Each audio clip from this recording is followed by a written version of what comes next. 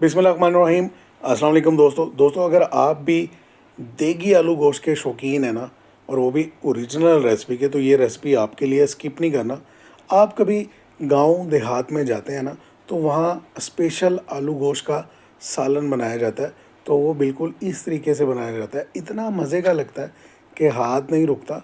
बिल्कुल हम घर में मौजूद आम मसालों के साथ देगी आलू गोश्त की एक ऑथेंटिक ओरिजिनल रेसिपी आपके साथ शेयर करेंगे। आपने वीडियो को आखिर तक देखना है, स्किप नहीं करना।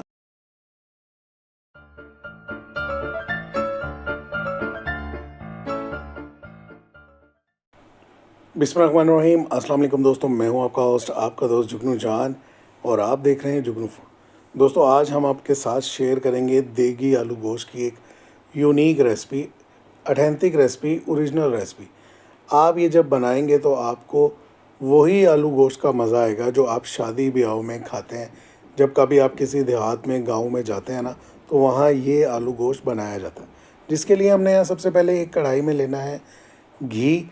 ये रेसिपी घी में बनाई जाती है। आप सूफ़ी का घी ले लें, कोई भी अच्छे ब्रांड का घी ले लें जो आपको सूट करता है। और अगर आपने बहुत ही अच्छा खाना बनाना है तो देसी घी में बनाएं। घी शामिल करके हम इसमें शामिल करेंगे प्याज।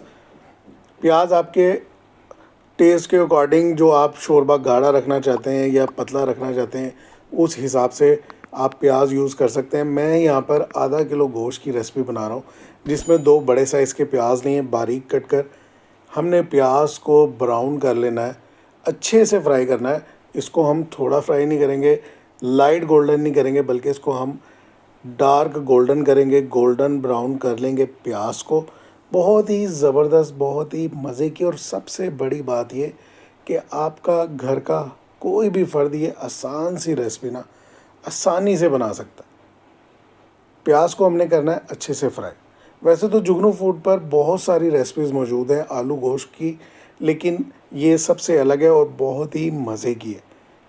कदीम ज़माने में जो आलू गोश्त बनता है ना, वो रेसिपी भी जुगनू फूड पर मौजूद है, जो आप लोगों को बहुत पसंद आई थी और अब तक लोग उसको बहुत पसंद करते हैं। प्याज ब्राउन हो चुकी है, प्याज को हम अलहदा से एक बर्तन में निकाल लेंगे। सिर्फ प्याज निकालनी है, जो घी है जिसमें हमने प्याज को फ्राई किया है, ऐसे ही हम इसमें रहने देंगे। सिर्फ प्याज को हमने निकालना है। प्याज को हम दही के साथ मिक्स करके पेस्ट बना लेंगे। हम सबसे पहले तो हम सारी प्याज को अलहदा कर लेते हैं।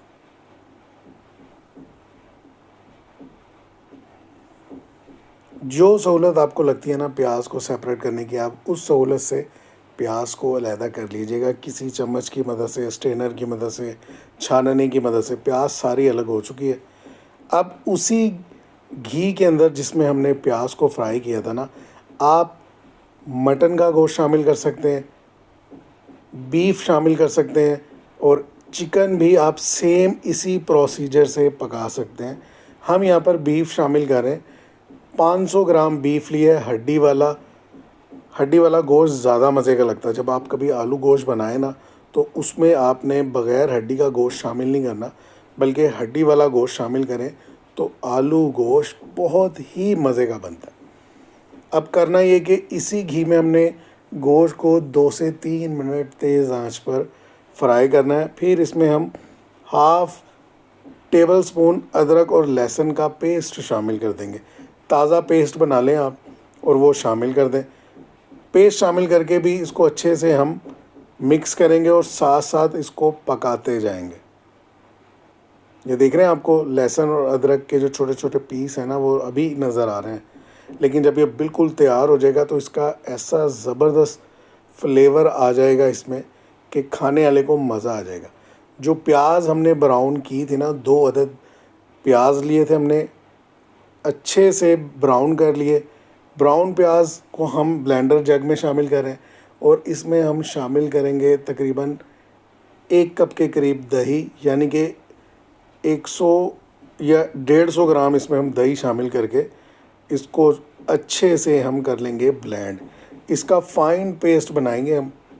बिल्कुल फ़ाइन पेस्ट बना के हम जो गोश्त पकने रखा हुआ है, जिसमें हमने लहसुन और अदरक डाल के अच्छे से फ्राई किया है, उसमें हम ये सारा पेस्ट शामिल कर देंगे। थोड़ा सा पानी भी शामिल कर देंगे ताकि जग बिल्कुल साफ़ हो जाए। और अब हम इसमें हाफ़ टेबल स्पून लाल मिर्च का पाउडर शामिल करेंगे। 1 टीस्पून इसमें हमने नमक शामिल किया।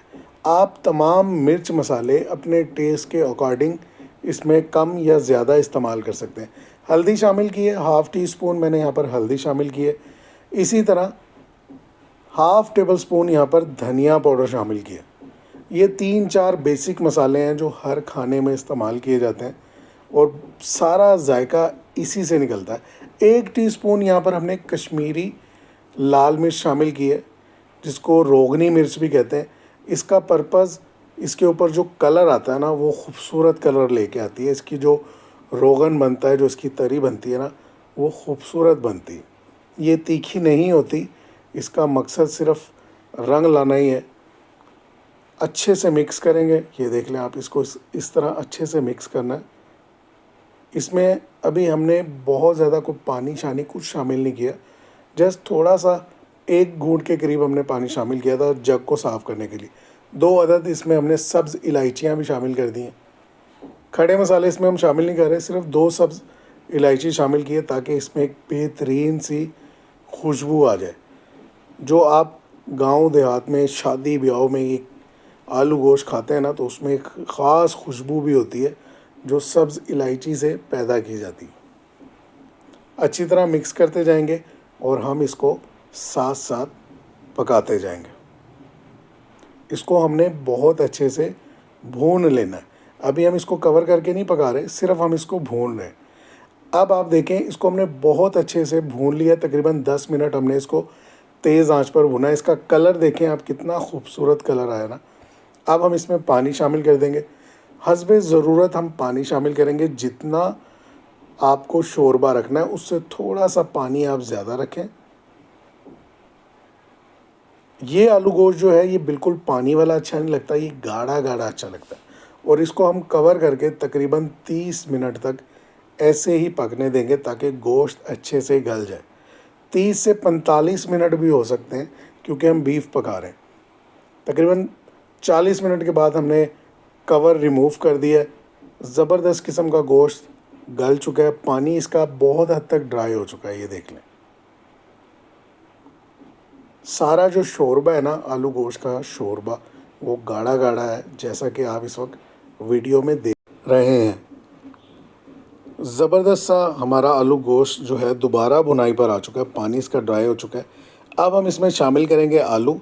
आप अपने टेस्ट के मुताबिक जितने आलू ज़्यादा इस्तेमाल करना चाहें या कम इस्तेमाल करना चाहें, आप कर सकते हैं। हमने यहाँ पर 250 ग्राम आलू लिए, सेंटर से कट करके शामिल कर दिए। 3-4 हरी मिर्चें भी हमने इसमें शामिल कर दिए। अच्छे से हम इसको एक बार मिक्स करेंगे। आलू और गोश्त के सालन को हम अच्छे से मिक्स कर लेंगे। फ्लेम ऑन रखेंगे। 3 से 4 मिनट तक ना हम इसको ऐसे ही भूनेंगे। आलूओं को हम इसी गोश्त के सालन में 3 से 4 मिनट तक भूनते रहेंगे और 3-4 मिनट गुजरने के बाद हम इसमें शामिल करेंगे पानी। ये देखें, 3-4 मिनट गुजर चुके हैं। अब हम इसमें पानी शामिल कर देंगे। ये एक परफेक्ट रेसिपी है। आप जब इसको बनाएंगे तो आप ख़ुद कहेंगे कि वाकई जुगनू भाई आपने कोई बेहतरीन सी ना आलू गोश्त की रेसिपी दी है। और सबसे अलग इसका टेस्ट होता है, बहुत ही मज़े का लगता है। पानी हम इसमें थोड़ा सा शामिल करेंगे जितना हमें शोरबा रखना है और तकरीबन 20 मिनट इसको हम दोबारा कवर करके ना दम लगाएंगे ताकि जो आलू हैं, कच्चे आलू हैं, वो बिल्कुल गल जाए। 20 मिनट का हम इसको दम लगाएंगे। अच्छे से मिक्स कर लेंगे। पानी हमने डाला है, शोरबा अच्छे से हिला लेंगे ताकि अच्छा सा मिक्स हो जाए। और अब हम इसको कवर कर देंगे तकरीबन 20 मिनट के लिए। 20 मिनट गुजर चुके हैं। आलू गोश्त शादियों वाला देगी स्टाइल का जो आलू गोश्त होता है ना, वो बिल्कुल तैयार हो चुका है। आप इसकी लुक देखें, इसकी रंगत देख लें और इसकी खुशबू तो खैर मैं ही जानता हूँ। अब इसमें हम बहुत ही अच्छी क्वालिटी का ना गरम मसाला पाउडर शामिल करेंगे। अच्छी क्वालिटी का हमने गरम मसाला शामिल कर दिया। अच्छा सा इस पर हरा धनिया बारीक काट कर वो भी शामिल कर लेंगे। आलू गोश्त की जान होता है हरा धनिया। एक बार अच्छे से मिक्स कर लेंगे। चाहे तो आप इसको 2 से 3 मिनट का मज़ीद दम लगा दें ताकि आलू गोश्त के तमाम शोरबे में, गोश्त में अच्छा सा गरम मसाला जो है ना रच जाए।